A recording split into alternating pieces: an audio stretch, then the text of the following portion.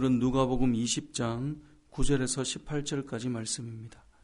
오늘 말씀은 포도원 주인이 농부들에게 세를 주고 타국에 떠나서 그 세를 받으려고 하는 상황의 비유를 주님께서 우리에게 알려주시는 말씀입니다. 우리가 이 비유는 여러 차례 들어보셨을 것입니다. 오늘 9절에 보니까 한 사람이 포도원을 만들었다라고 되어 있습니다. 그러니까 이 주인이 성부 하나님을 비유로 들고 있는데 이 주인이 포도원을 만들었어요. 그리고 농부들에게 세를 주고 타국에 가 있게 되는 것입니다. 세를 줬다는 말은 무슨 말입니까? 그 포도원이 지금 누구의 것이에요? 주인의 것이에요. 그죠? 만든 자의 것이에요. 농부는 그냥 그곳에 일꾼이고 자신의 소유가 아니다라고 하는 것을 알려주는 것이죠. 자, 때가 되었습니다. 포도원 소출의 얼마를 받으려고 종을 보낸 것이죠. 자, 종을 보냈다는 것은 농부들에게는 지금 주인이 같이 있지 않지만 너에겐 주인이 있어. 이 모든 소유는 주인의 것이야 라고 하는 것이 그 주인이 보낸 종을 통해 농부들은 깨닫지 않겠어요? 자, 그렇게 해서 종이 왔는데 이 농부들은 어떤 마음이 들었을까요? 지금 당장 눈에 주인이 보이지도 않고 지금 우리가 다 고생해서 이 소출을 거두었는데 주기는 아깝다 이런 생각이 드는 거예요. 그래서 어떻게 하면 그 종을 때리고 보냅니다. 그런데 오늘 본문에 보니까 종을 몹시 때리고 그냥 빈손으로 보냈는데 11절에 보니까 주인이 다시 종을 보내요. 다시 종을 보내는 것은 어떤 의미겠어요? 너희들은 지금 세를 주고 너에게 세를 주고 내가 여기 온 것 아니냐. 다시 그 의미를 확증시켜 주는 거예요. 너에겐 주인이 있다. 이 포도는 내가 만들었다. 너희가 세를 바치는 게 마땅하다.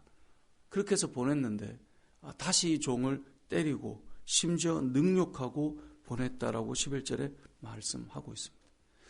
그렇게 종이 돌아오자 이 주인이 또다시 종을 보내요. 이 말은 뭡니까? 이들에게 계속해서 알려주는 거예요. 이 포도원은 내가 만들었고 내가 이 포도원의 주인이고 너희는 여기서 일하고 있는 세를 주고 내가 간 농부에 불과하다. 그걸 알려주는 거예요. 근데 농부들은 그게 싫은 거예요. 이걸 내 것으로 삼고 싶은 거예요. 그래서 종을 또 때리고 돌려보내요. 포도원 주인이 13절에 보니까 이렇게 표현합니다. 어찌할까? 어찌할까? 이게 무슨 말이에요? 농부들을 진작 진멸할 것 같았으면 진작 왔죠. 종을 또 보내고 또 보냈던 것은 너희들에게는 내가 이 포도원의 주인인 것을 기억해야 돼. 이걸 계속 알려주는 거죠. 이것은 어떤 비유입니까? 구약시대 때부터 계속해서 이스라엘 백성을 향해 온 땅을 향해 온 세상의 주인이 하나님이심을 알려주고 또 알려주는 거죠. 이제 또 거부하고 또 거부하죠. 결국은 어찌할까? 어찌할까? 내 사랑하는 아들을 보내면 이들이 혹 존대하지는 않을까? 그 마음으로 아들을 보내는 것입니다. 이 땅에 예수 그리스도가 오신 것이죠. 자, 그렇게 해서 아들을 보냈는데 놀랍게도 농부들이 이런 생각을 해요. 이 14절 말씀인데요. 이는 상속자니 죽이고 그 유산을 우리의 것으로 만들자. 아들이 왔구나. 드디어 주인의 아들이 왔으니 우리가 인정해야 될 때가 왔구나 라고 받아들이는 게 아니라 이 아들만 죽이면 모든 것이 우리의 것이 되겠다. 이러한 참 말도 안 되는 생각을 하지 않습니까? 그래서 아들을 죽여버리게 되죠. 자, 그래서 주인이 결국은 어떻게 하겠느냐는 거예요. 결국은 이 사람들을 심판하러 오지 않겠느냐. 이제 이 말씀을 알려주고 있습니다. 그러면서 이 아들이 된 이 예수 그리스도를 통하여서 어떻게 하나님께서 이 땅을 심판할 때가 오는가. 이것을 말씀하고 있는 것인데요.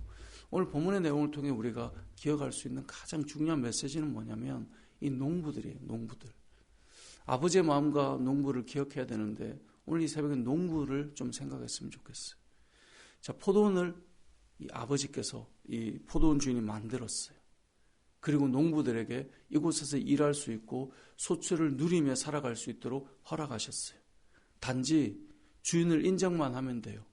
이것을 허락하신 분이 계시다. 그것을 허락하신 만큼 우리가 인정하며 내어드리는 삶이 되면 돼요. 그런데 그것조차 싫은 거예요. 우리가 이 땅을 살아갈 때 하나님께서 세상을 만드셨고 우리에게 부여하신 능력과 재능과 시간과 많은 것들이 우리에게 주어져 있죠. 그런데 우리는 이것들을 이 농부와 같이 생각할 때가 있어요. 내가 했는데, 내가 만들었는데, 내가 이만큼 가꾸었는데 이게 무슨 말이냐? 나에게 주인이 있다니 그게 말이 되는 것이냐? 주인이 나에게 요구하는 것이 있다고 그게 무슨 말도 안 되는 소리냐? 내가 지금 다 하고 있는데. 그래서 우리는 이 농부의 마음처럼 살아갑니다. 우리의 인생에 진짜 주인이 있다라는 그 말을 들을 때 받아들이고 싶어 하지 않습니다. 우리의 인생에 이 모든 것들을 만드신 주관자가 있다라고 하는 것을 우리는 받아들이고 싶어 하지 않습니다.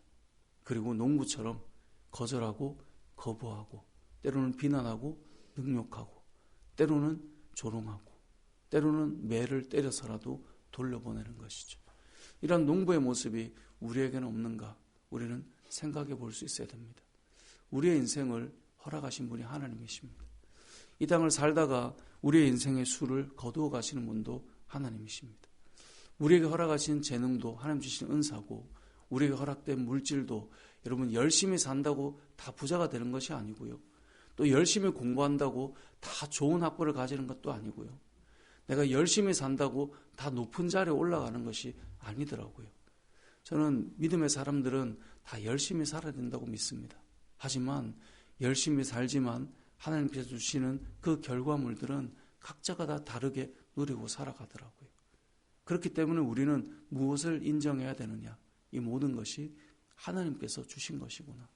모든 것이 하나님께서 허락하신 것이구나. 어떤 분은 그런 얘기도 하더라고요. 목사님, 돌아보니까 내가 이 직장을 가지고 살아가는 것도 하나님의 은혜인 것 같습니다. 돌아보니까 그게 참 귀한 일인 거예요. 제가 예전에 그 여러 신회를 다닐 때 이 지하철 승무원을 하셨던 분들이 모여서 신도림역에서 늘 예배를 드리세요. 일주일에 한 번씩 모여서 예배 드리는데 그들 중에 한 분이 그런 얘기 하시더라고요.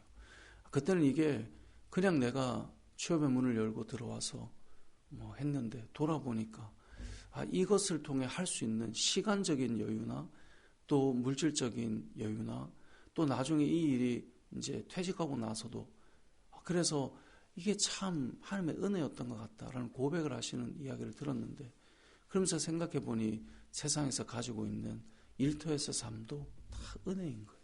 은혜. 오늘 본문에 등장하는 농부는 그것을 받아들이지 못했어요. 우리의 삶에 만드시고 허락하시고 주관하시는 하나님 앞에 하나님을 인정하고 우리가 드리며 살아가는 것, 그건 마땅한 일이에요. 근데 우리가 그것을 놓치면 오늘 본문에 등장하는 이 하나님의 마음을 놓치게 되고 심지어 예수 그리스도를 거부하는 일까지 일어나게 되는 것이죠. 우리의 인생을 주관하시고 이끌어 가시는 하나님을 기억하고 하나님을 인정하고 그리스도께서 우리의 주인 되시며 또 우리 아버지께서 우리의 삶을 허락하셨다는 사실을 기억하시고 우리 오늘 하루도 하나님의 나라와 영광을 위해 살아가는 저와 여러분의 삶이 되시길 주님의 이름으로 축복합니다. 아멘.